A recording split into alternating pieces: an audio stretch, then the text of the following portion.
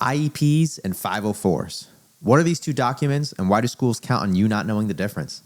My name is Nick Coletti and welcome to the Sped Space Podcast. Hey guys, welcome back. Thank you for being here as always. I hope you guys are having a great week. And today on the show, I wanted to talk about continuing our IEP basics series. What is a 504 plan and what is an IEP? And kind of what are the differences? So before we begin, please head on over to greenwichseadvocates.com/resources to sign up for the Sped Space newsletter, where we send out monthly information about questions just like this, where we talk about what does a 504 plan look like? What does an IEP look like? What kind of document should you be looking for? What would your child qualify for potentially, right? Just giving kind of general advice. And so a 504 falls under the civil rights, and an IEP falls under IDEA, the Individuals with Disabilities Education Act. Just to be completely blunt, I am not so up to date about like the history and all this information about the 504 plan. Not that it matters to know the history of things. I mean, it does. Don't kill me, history teachers. It's important to know the past. But I don't know it as well as the IEP, right? The IDEA, all that kind of stuff. But I do know what a 504 plan looks like, how you qualify for one, and how it relates to an IEP. So that part is really kind of why you're here. So a 504 plan is a plan that just has accommodations. Sometimes they may have a service like a counseling session, a check-in maybe once every 2 weeks for like 10 minutes or something like that. But they're just accommodations. So if you have the IEP section, if you look at the IEP, if you look at your child's IEP and you look at the accommodation section, it's the same thing in a 504 plan. And so, just to be direct with that, things like preferential seating, extra time on testing quizzes, separate setting if necessary for testing quizzes, access to gum, access to a calculator, multiplication table, etc. Right? There's lots of things. Also, things like access to an inhaler, access to an EpiPen, access to an elevator key. Right? There's lots of things that can go into a 504 plan.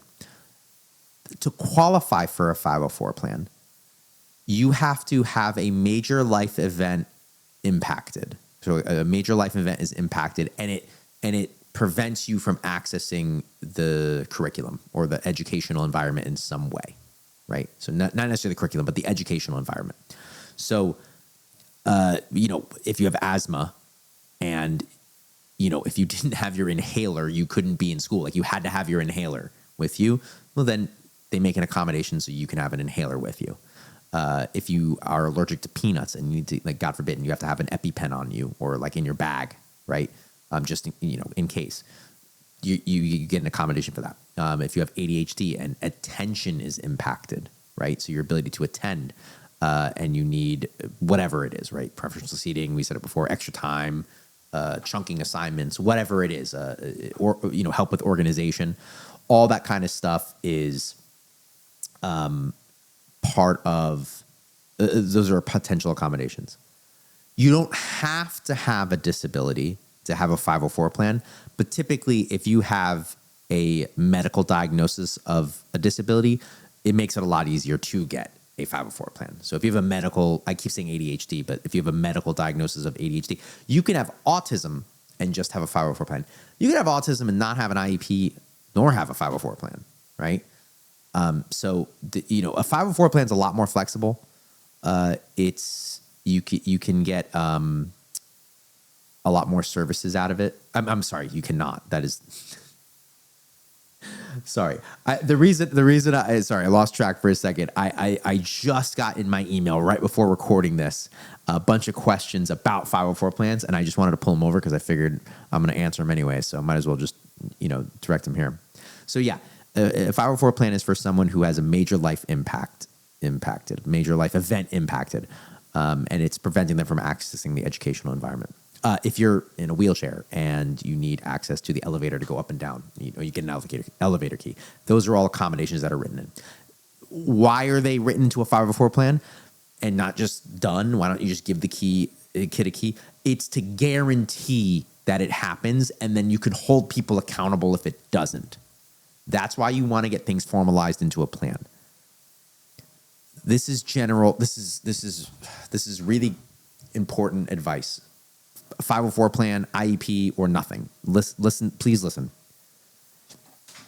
If your child is having an awesome year, they're doing great, I'm happy for you, but you need to get that information in writing, especially if your kid has a 504 plan or an IEP. You want to talk to your child's teacher or teachers and ask them, what is it that you're doing that is making my child so successful this year? What is it that you're doing that's beyond the 504 plan or the IEP that's not written in there, so we can get it written in there? Because I've seen this happen time and time again. This is a lot of the calls I get, okay? Someone calls me. Their child struggled from like kindergarten to third grade, had a great fourth grade year, had a great fifth grade year. They get to middle school or they just get to a new teacher and they just fall apart. And they don't know why. And it's because I'll look back at all of their IEPs and 504 plans and nothing really changed that much from year to year. Nothing major changed. Got some new goals here and there, got some new strengths, concerns. Accommodations are basically the same thing. They didn't make any big changes in the IEP. So like that's not really showing the story. It's because the other thing I'll hear with that is, oh, their fourth grade teacher, Mrs. Smith, was the best. Just like loved her. Kid loved her. We loved her. All the kids loved her. She's such a great teacher. Well, that's awesome. We need to ask her what she was doing and then formalize that into the 504 plan or the IEP. What is it that you're doing? What is it that's so special that the teacher is doing? So if you're having a great year, right? And I hope you're listening to this because, again, a lot of people reach out to me when things aren't going well. But if something is working, go contact that teacher, have a meeting, and get that stuff put into the 504 plan because they're probably doing things that aren't in there, which is good. You have a good teacher, and that's what good teachers do, right? They rise, they go above and beyond, and they help kids. And these are all good things, right? These are all good things, but you need to get that formalized into the plan, okay? I'm literally just going to read these. This is so funny that I got this email. This is for like a journal or something, like a newspaper. I don't know exactly. A reporter. Okay. What are the pros and cons of 504 plan? The pros are giving accommodations. The pro of a 504 plan too is it can transfer to college. So that is something that because it's civil rights, it's something that can transfer into college. So if you need extra time still, you could take it. If you need extra time on standardized testing, so like SATs, I used to proctor SATs, and there would be a separate room for all the kids that got extra time. So time and a half, double time, whatever it is. You get it on those as well. The cons, I guess the con of a 504 plan is that if you want or need an IEP, it's not as robust by any means. Okay. And we'll get into like that too. We've already talked about how to qualify for an IEP a few episodes ago. So like, go watch that episode and it'll talk about like, how to qualify, but I'll say it again because it's important to hear it over and over and over again. We'll get to that in a bit, but yeah, I wouldn't say there's like a con to it. It's just a 504 plan. It doesn't mean that you're in higher or lower classes or anything like that. It's not, yeah, no, sorry. It's just like an odd question. Like there's cons in relation to an IEP if you need an IEP, but like in and of itself, no, it's fine. Who in general qualifies for a 504 plan? Again, anyone with a major life event impacted, breathing, walking, attention, organization, an allergy, a medical issue, any of that, you can qualify for a 504 plan. So typically, kind of the classic 504 plan is kids with ADHD. That's like, that happens a lot. So what are some examples of potential accommodations? Kind of went over that before, preferential seating, multiplication charts, chunking assignments. So that means or breaking an assignment down, if you will. So like, if there's a project that's due, you'll help the child be like, okay, here's like, step 1 is due this day, step 2 is due this day, step 3 is due this way. You kind of break it down instead of just being like, the project's due on Friday. You give them like, okay, each day, what are you going to get done so that you're done by Friday? Checking for understanding, positive reinforcement, building rapport. A lot of accommodations are just good teaching strategies or good teaching methods. And I think a lot of teachers get frustrated with that sometimes. I think a lot of good teachers get frustrated with that sometimes because it's like you're just doing it already. You're doing like universal accommodations, or you're just like providing a graphic organizer. You should provide everyone a graphic organizer. Right? Like it's helpful for everyone to plan out how they're going to write. Right? So you just like I'll see teachers get annoyed. Like, why am I in this meeting? Why are you like, what is going on? And I don't blame them, but you can't take for granted that everyone's going to do the right thing and do it well. So again, a 504 plan will help hold people accountable for that. The differences between a 504 plan and an IEP, I kind of mentioned it before. Everything that's in a 504 plan will be in an IEP, but not everything in an IEP will be in a 504 plan. So again, a 504 plan is just accommodations. An IEP has accommodations, but they also have goals and objectives and direct services to support those, the learning of those goals and objectives, right? That direct teaching. The definition of special education is specially designed instruction. So we're developing a plan specifically for the child to learn, right? So that's the difference. Also, who qualifies for an IEP? You have to have a disability now, and it has to be one of the 13 disabilities laid out federally by the IDEA. There's some states that have more, and Connecticut, has 14, and they separated dyslexia out, but that falls under SLD. But you have to fall under one of those categories: specific learning disabilities, intellectual disabilities, autism, emotional disability, deaf or hard of hearing, blind or hard of seeing, multiple disabilities. There's a bunch more. I don't have them memorized off the top of my head, but you have to have one of those disabilities. OHI, so other health impairment. That's where like, anxiety, ADHD, traumatic brain injury, things like that come into play. So you have to have one of those. That disability has to have an adverse impact on educational performance. And then that adverse impact has to rise to the level of needing specially designed instruction in order to access the general education curriculum. You have to have those three things. Yes to all three of those things in order. Okay, so you have to have those to have an IEP. Whereas, a lot of times what happens is you'll test for an IEP, you won't qualify for an IEP, but then they'll offer you a 504 plan. So that's why it's important to know the difference and what qualifies for an IEP. And then when you walk into an eligibility determination meeting, which we went over a few weeks ago, that you understand the questions that you're trying to meet. Yes to a disability, yes to adverse impact, yes to specially designed instruction, right? If you're focused on that, if you're looking at the data, the evaluation reports, and you're focused on that, then you have a much higher likelihood of getting the IEP if it's warranted. I'm not just saying this to not everybody needs an IEP. Not everybody should have an IEP. That's not how this works.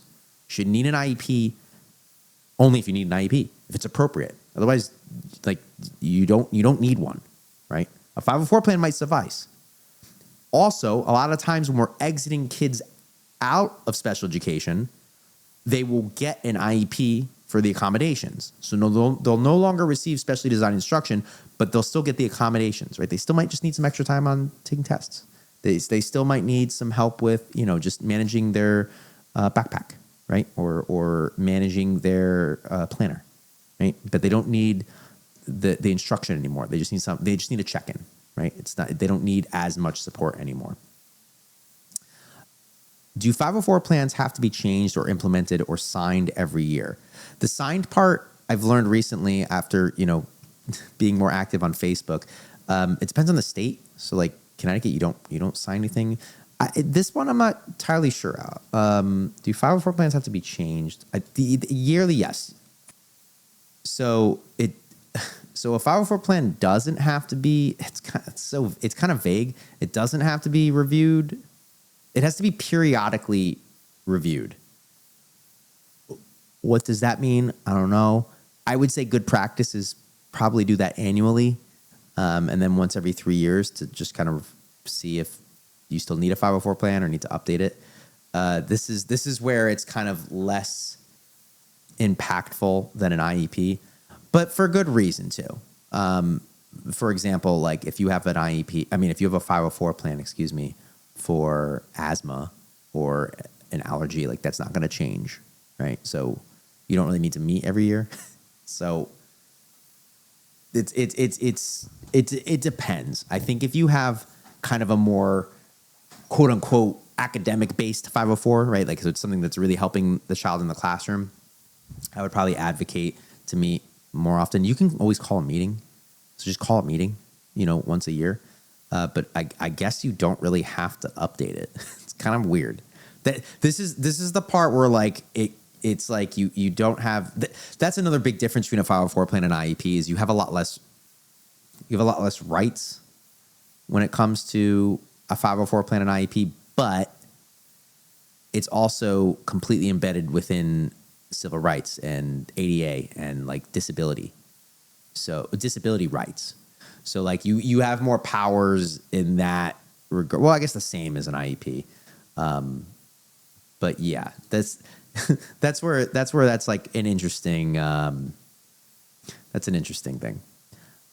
What happens if a 504 plan is not followed?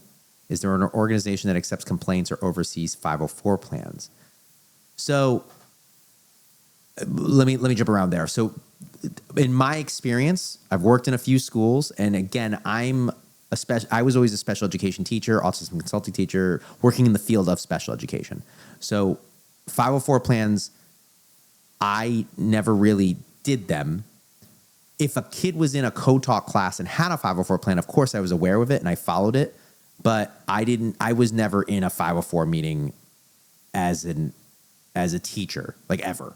It just wasn't something I was. The second it turned into a 504 meeting, I left because special education teachers don't need to be at a 504 meeting. If I'm there, I've been in meetings where a kid has a 504 plan and they're looking for an IEP, and I've been in meetings where they no longer need an IEP and it turned into a 504 meeting. But the second it's 504, I'm out of there.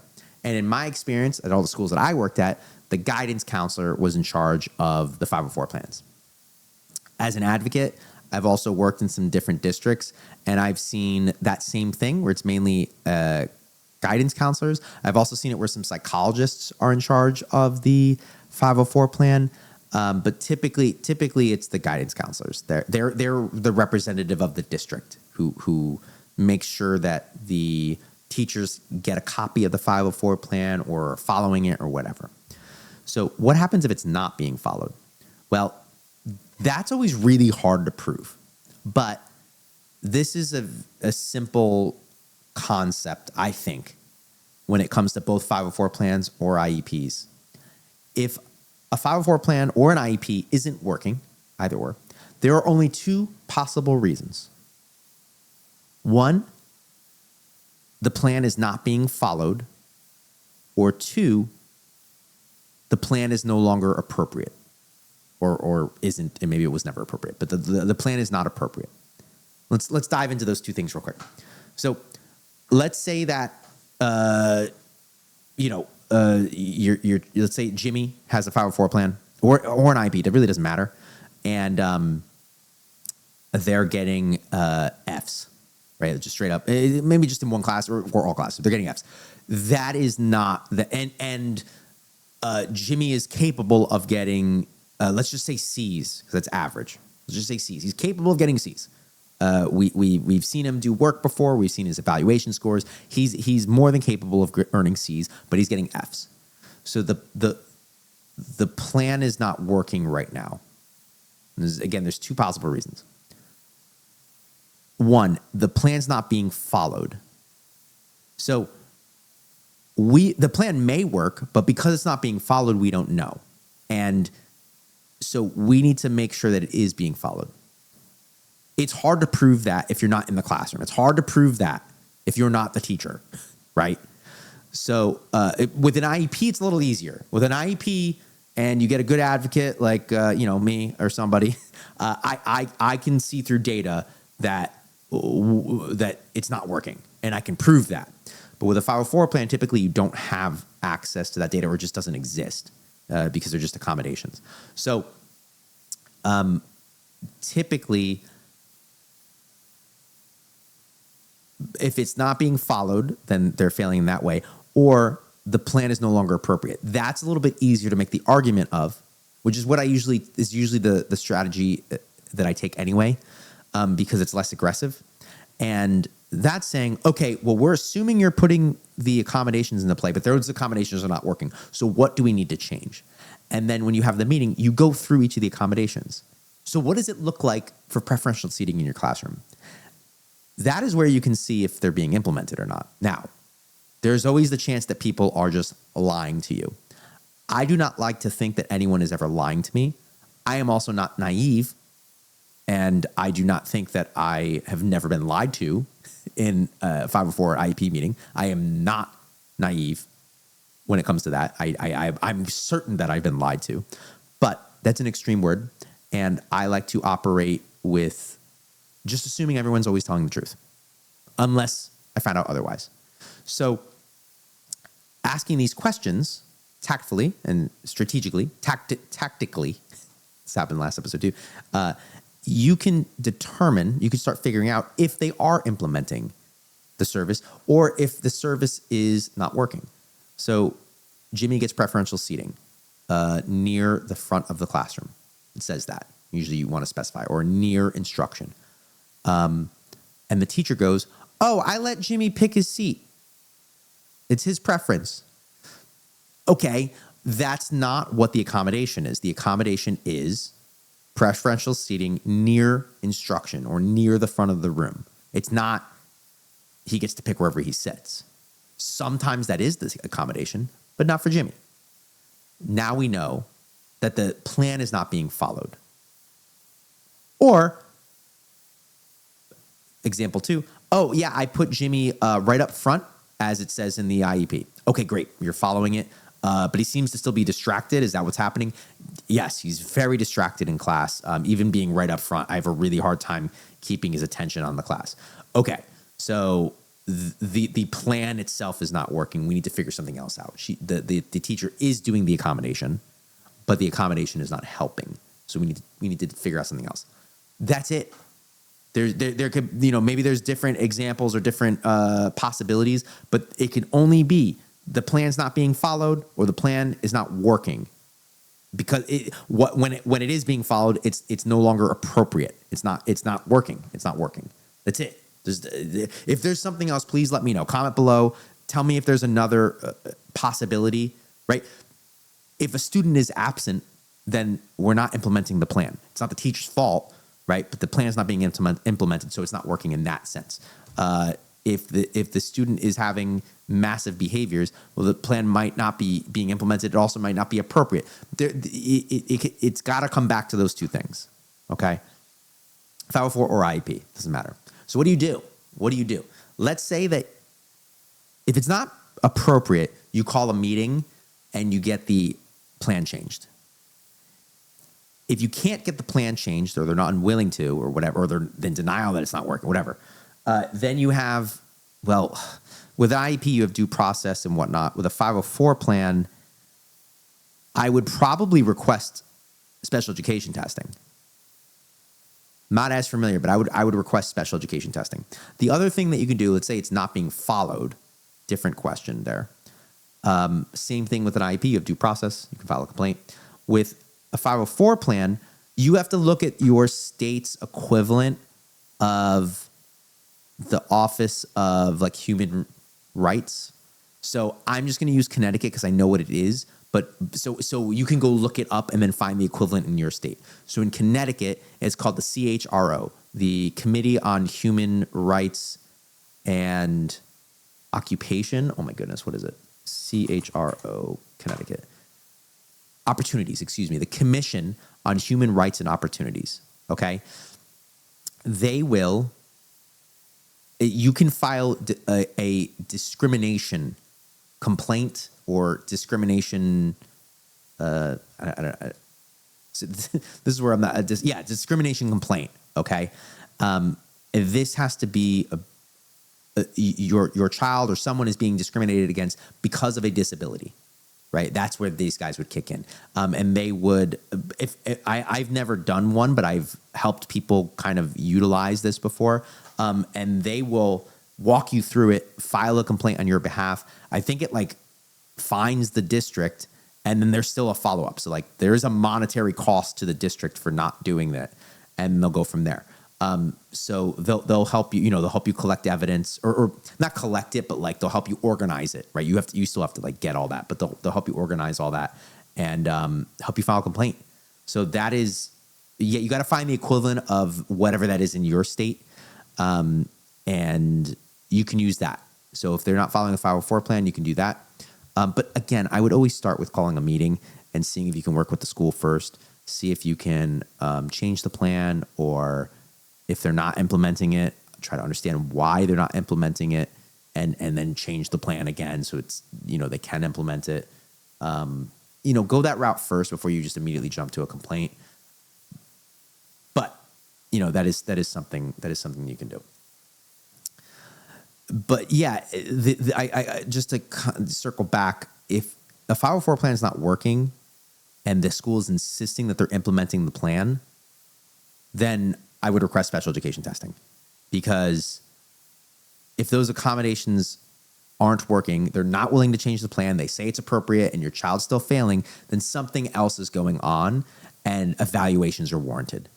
If your child already is diagnosed with a disability, the schools have an obligation under Child Find, we've gone over this already, that they are required to actively seek out kids who have the suspicion of a disability and test them to see if they require special education services. Your child with a 504 plan potentially has more than a suspicion of a disability. They might very well have a disability. So you're going to get testing there. So yeah, I think that's about it for today. So the difference between a 504 plan and an IEP. 504 plan, everything that's in a 504 plan is in an IEP, which are the accommodations. And an IEP has direct instruction, which a 504 plan does not. Guys, please give me a follow on Instagram at GSE Advocates. Take a look at my website, GreenwichSEAdvocates.com. There you can find the Sped Space newsletter. You can also sign up for a free consultation if you'd like about your son or daughter and their education. If you would like to be on the show, or have any questions or any topics you'd like me to cover on either the podcast or in the newsletter, please reach out to thespedspace@gmail.com, and I'd be more than happy to take a look at whatever you have going on.